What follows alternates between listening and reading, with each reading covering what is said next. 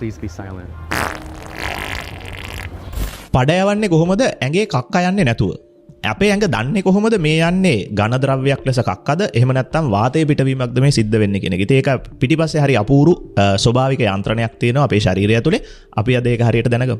අපේ තියෙනවා ගුදය සහ ගුද මාර්ගය කියලා කොටස් දෙකක්. ගුදේ තියෙන්නේ උඩින් රෙක්ටම්, ගුද මාර්ගයේ එනල් කැනාල් එක ඊට වඩා යටින් තමයි තියෙන්නේ. ඉතින් මේ හරියේ තියෙනවා පේශි දෙකක්. ඒ දෙකම වලලු වගේ තියෙන පේශි. ඒවට තමයි පුළුවන්කම තියෙන්නේ මේ ගුද මාර්ගය අකුලාගෙන ඉන්න මල ද්‍රව්‍ය සහ වාතය පිට වෙන්න නොදී.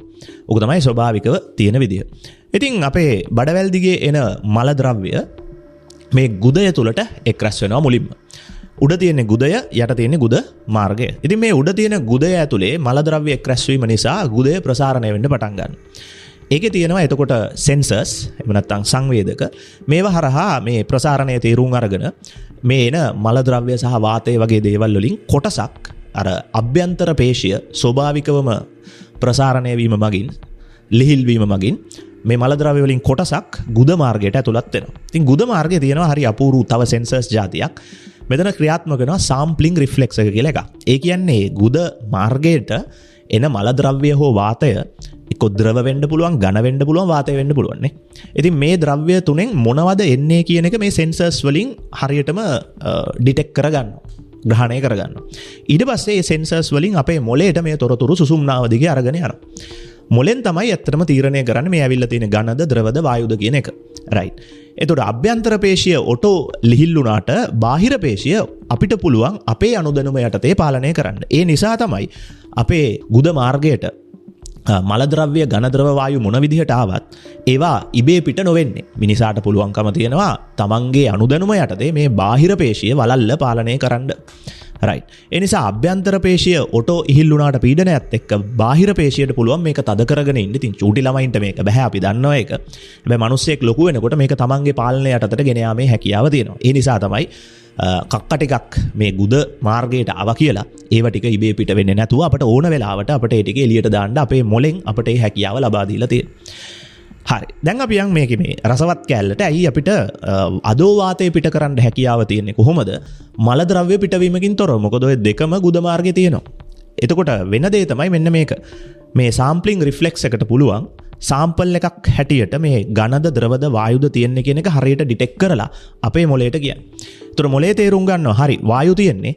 එහෙනම් පොඩ්ඩක් ඇරලා මේ අපේ පේශි ටික විවෘත කරලා මේ ටික පිට වෙන්න ඇරියට අවුලක් නැහැ. ඇඟේ මුකුත් ගෑවෙන්නේ නැහැ කියන එක මොළයට තේරුම් ගන්න පුළුවන්. ඉතින් ඒ නිසා වාතය පිට කරනවා ආරක්ෂාකාරීව. හැබැයි අපිට කක්කබර දැනෙන වෙලාවේදී අපේ මොළේ තීරණය කරනවා නම් සාම්පල් එකක් අරගෙන මේ තියෙන ද්‍රව හෝ ඝන කියලා ඕක පිට කරලා හරියන්නේ නැහනේ. ඒ නිසා මොළේ තීරණය කරනවා හරි මේ තියෙන ඇත්තම මල ද්‍රව්‍ය වායු නෙවෙයි. මේක පිට කරගත්තොත් විනාශයි. ඒ නිසා ඒ ටික පිට නොකර ඉන්න මොළේ තීරණය කරනවා. ඉතින් ඔන්න ඔය විදිහට තමයි සාම්පල් එකක් අරගෙන මොළයේ විසින්ම තීරණය කරන්නේ වායු නම් ඕනම මොහොතක අවශ්‍ය නම් පිට කර හැකි.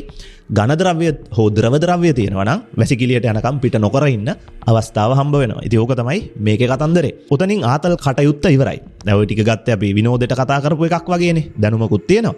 හරි. අපි යන් මේ අපේ ගුදයෙන් ලේ පිට වෙනවා නම් ඒක ගැන අපි අනිවාර්යෙන් කතා කළ යුතුයි. මොකද ගුද මාර්ගයෙන් ලේ පිට වෙනකොට ගොඩක් අය හිතන දෙයක් තමයි අර්ශස් වගේ රෝගී තත්ත්වයක් කියන එක.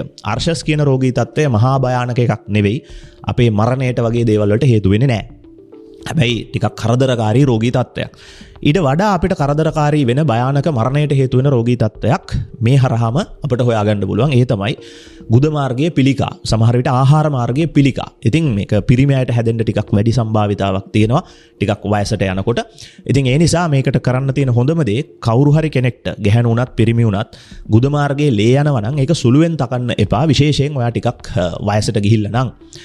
ඉතින් ඒ නිසා ඒ වගේ වෙලාවක පිළිකාවක් වෙන්න ඉඩ තියෙනවා. ඉතින් ලංකාවේ ගොඩක් මිනිස්සු අපි දකින දෙයක් තමයි වෛද්‍යවරු හැටියට සේවය කරනකොට සුළු රෝගාබාධ නොසලකා හැරලා එදිනෙදා ජීවන ගමනේ තියෙන කටයුතු ටික කරන්න. සමහර විට අපිට ලොකු දුෂ්කර ජීවිතයක් ගත කරනවා වෙන්න පුළුවන් අපිට ආර්ථික වශයෙන්. ඉතින් ඒ නිසා අපි ඒ ගැන ફોකස් කරනවා, ඒ ගැන අවධානය යොමු කරනවා. අපේ හෙල්ත් එක ගැන, අපේ සෞඛ්‍ය ගැන හිතන්න අපිට ලොකු උනන්දුවක් ඇති වෙන්නේ නැහැ. සමහර විට දරුවෙක්ගේ රාජකාරී ටික ඉෂ්ට කරනවා වෙන්න පුළුවන්. ගෙදර අමුදරුවෝ බලා ගන්නවා වෙන්න පුළුවන්. ඉතින් ওই වගේ දේවල් නිසා තමන්ට තමන්ම අමතක වෙනවා. එහෙම වුණාම අපි මේ සුළුසුළු රෝගාබාධ සුළුසුළු රෝගී තත්ත්ව නොසලකා හරින්න පුරුදු වෙනවා.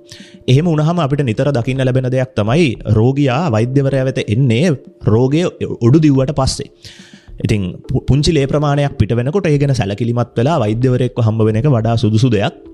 විශේෂයෙන් ඔයාගේ ලේ ටිකක් පරණ පාට ලේ තියෙනවා නම් ෆ්‍රෙෂ් ලේ නෙවෙයි ටිකක් පරණ ගැහිච්ච ලේ එනවා නම් ඒක ගැන වඩාත් බිය විය යුතුයි. අලුත් ලේ වුණත් අනිවාර්යෙන් වෛද්‍යවරයෙක් හම්බ වෙන්න. මොකද ඔයා දන්නේ නැහැ අලුත් ලේ වලින් උනත් පිළිකාවක තත්ත්වයක් නිරූපණය වෙන්න පුළුවන්. ඉතින් ඒ නිසා වඩා ආරක්ෂාකාරී දේ තමන්ගේ ජීවිතය රැකගෙන ඉන්න ඕනේ අනුන්ගේ ජීවිත රකින්න කලින්. ඒ නිසා තමන්ගේ පවුලේ ජීවිත රකින්න කලින් තමන්ගේ ජීවිතය රැකගන්න එක ගැන කල්පනාකාරී වුණොත් වඩා දීර්ඝ කාලයක් ජීවත් වෙලා තමන්ගේ අයටත් ගොඩක් දේවල් කරන්න ඔයාලට හැකියාව ලැබෙයි.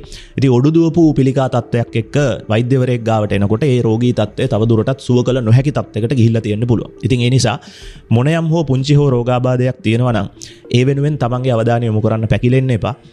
අපරාධ මේ ජීවිත අපි ඒව රැක ගන්න ඕනේ. ඉතින් අපි අලුත් වීඩියෝකින් හම්බ වෙමු.